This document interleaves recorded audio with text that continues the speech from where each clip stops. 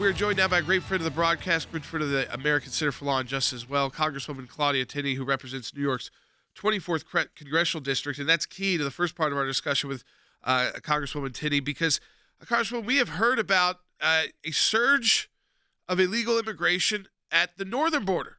I just want to make sure it's clear for everybody. And you, along with your colleagues, because you represent Americans who live on and near that border, you've launched a Northern Border Security Caucus. It's almost shocking to me that this is necessary, but tell people about what's going on.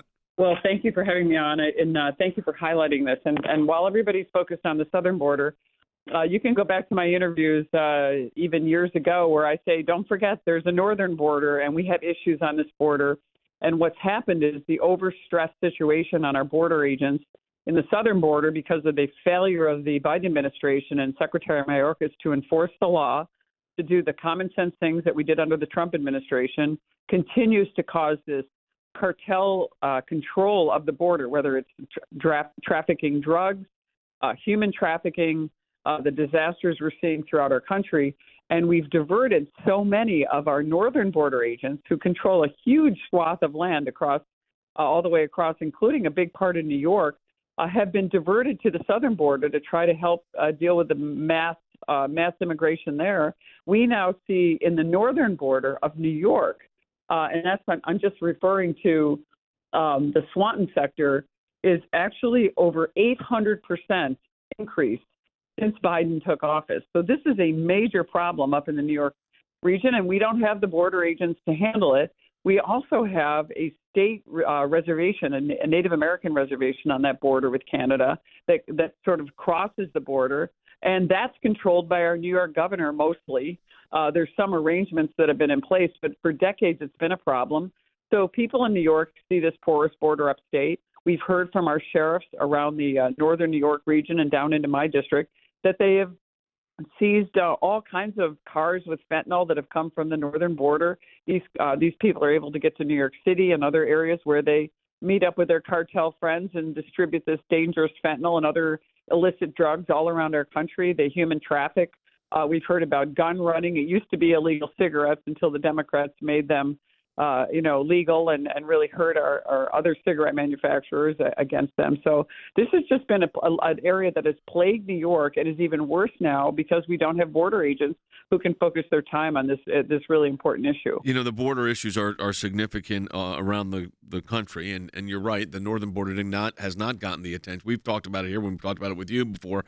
It's not gotten the attention that it needs. I want to turn, though, attention for a moment, if I can, Congresswoman, and that is, you are very concerned. You led a group of members of Congress very concerned about what's going on with the Iranian Majlis, the parliament there, who have signed in late last year an open statement calling for the Islamic Republic of Iran's government and judiciary to, quote, show no mercy towards protesters and compared them to ISIS terrorists. Yeah, this is something that's devastating. Actually, it's bipartisan. Can you believe it? I teamed up.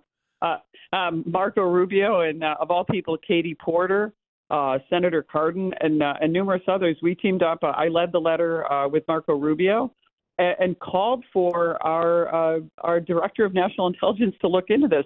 How many of these members of the Iranian parliament, who, by the way, showed no mercy to peaceful protesters all across Iran, getting executed, tortured, imprisoned, for peaceful protests, we're standing up to a brutal regime that is tyrannical, and yet their family members, the parliamentary family members, are able to come to the United States. They're able to get jobs, earn American dollars, go to school, learn at American universities, and buy land in America. And there's nothing being done by the Biden administration. This feckless administration continues to ignore this unique opportunity, this once-in-a-lifetime opportunity, where we have a regime that is weakened, where if we could exhibit strength and keep on the pressure campaign that was put in place by President Trump, enforced by Secretary Pompeo, with what we were doing with Iran, maximum pressure, taking out Soleimani, taking out al-Baghdadi, putting pressure on the Iranian regime's military police, and holding them accountable. But the Biden administration remains, neutral, trying to get into this weak and re-engage in this weak nuclear program, and it's just disastrous. But we have these people pleading for help. This is not 2011 when people are seeking reforms. These people are seeking democracy. They're seeking peace. They're seeking freedom, and they're seeking a chance to turn this regime by the people against a regime that's been in place since 1979 when the Shah was overturned. Congressman, I want to go back to this too.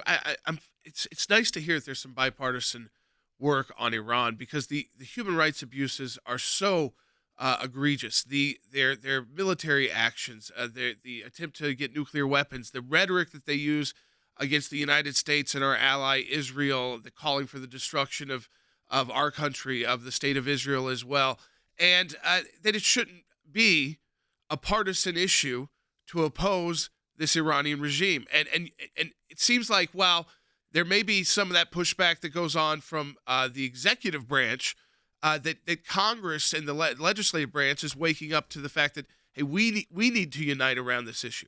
Oh, absolutely. And it's amazing that the Biden administration remains very quiet on this whole issue. It's like, oh, great, there's Iranian protesters. That's nice. Much the way the the Obama administration looked at it. And I don't know, Joe's memory is not that great. And I wonder if he thinks this is just a replay of 2011. I think a lot of Iranian experts and people will tell you that watch the Middle East. This is a unique opportunity. This is different. These are people seeking a new government, but on their own, through protests, dangerously putting themselves in harm's way, where they're on an execution list. I mean, this regime is executing people. This government is supporting, the ultimate, as you said, the ultimate penalty of killing and executing human beings who are simply asking for freedom, for a chance to have a voice in their government. And where's Joe Biden? Joe Biden is busy wandering around, not really dealing with this issue.